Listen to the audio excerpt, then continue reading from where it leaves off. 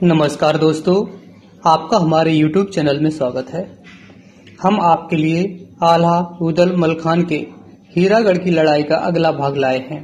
इससे पहले की कहानी में आपने जाना हीरागढ़ के राजा को उदल बंदी बना लेते हैं। फिर बौना चोर राजा के हीरे और रानी की अंगूठी हीरागढ़ के किले से कैसे लाता है। कहानी शुरू करने से पहले आप सभी भाइयों का दिल से धन्यवाद। आपने अपने इस चैनल को इतना प्यार दिया।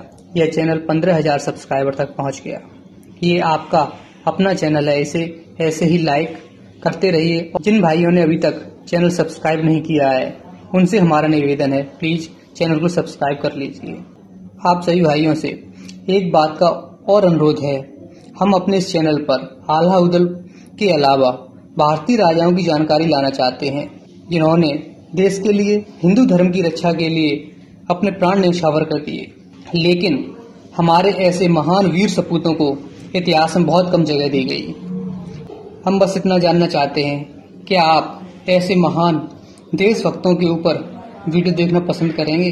तो प्लीज कमेंट में हमें बताएं कि हमें ऐसे वीडियो बनाने चाहिए या नहीं बनाने चाहिए। आप अपना जवाब यस और नो में भी दे सकते हैं। यदि हमारे 15,000 सब्सक्राइबर की फैमिली में से 1,000 या 2,000 लोगों ने भी हाँ में जवाब दिया तो हम ऐसे वीडियो आपके लिए अवश्य लेके आए। तो चलिए अब हम आज की कहानी शुरू करते हैं। हीरागढ़ के राजकुमार प्रीतम अपने पिता के बंदी बनाए जाने पर सेना लेकर युद्ध भूमि पर आते हैं। आते ही उदल को युद्ध के लिए ललकारते हैं। राजकुमार प्रीतम अपने पिता के बंदी बनाए जाने से बहुत ज्यादा आहत थे।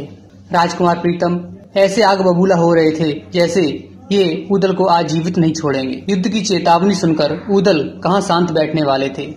बड़े भाइयों आल्हा और मलखान को प्रणाम कर युद्ध की आज्ञा लेते हैं। इसके बाद अपने घोड़े वेंदुला पर सवार होकर सेना सहित रणभूमि में आ जाते हैं। उदल को देखकर राजकुमार प्रीतम कहते हैं, तुमने मेरे पिता को बंदी बनाकर उनका जो अपमान किया है उसके लिए मैं तुम्हें कभी क्षमा नहीं करूंगा। इसका दंड मैं तुम्हें तुम्हारे प्राण लेकर दूंगा।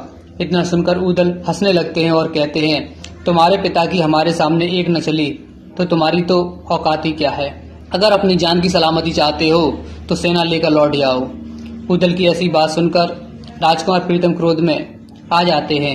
राजकुमार प्रीतम अपनी तलवार से उदल पर हमला कर देते हैं, लेकिन उदल वार बचा लेते हैं। तब उदल कहते हैं, क्या तुम्हारे गुरु ने तुम्हें धोखे से वार करना ही सिखाया है?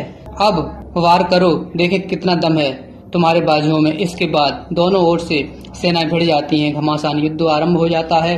उदल जैसे महावीर के आगे प्रीतम जैसे राजकुमार तो बौने साबित होते हैं। राजकुमार प्रीतम उदल की मार नहीं झेल पाते। उदल तलवार से वार करते हैं जिससे राजकुमार प्रीतम घोड़े से गिर जाते हैं। इसके बाद उदल अपने घोड़े बेंदुला से उतरकर नीचे आ जाते हैं और एक वार कसके करते हैं जिससे प्रीतम की तलवार हाथ से छूट जाती है। प्रीतम निहत्थे हो जाते हैं। इसके बाद उदल राजकुमार प्रीतम को बंदी बना लेते हैं। प्रीतम के बंदी बनाए जाते ही उदल जीत का डंका बजा देते हैं।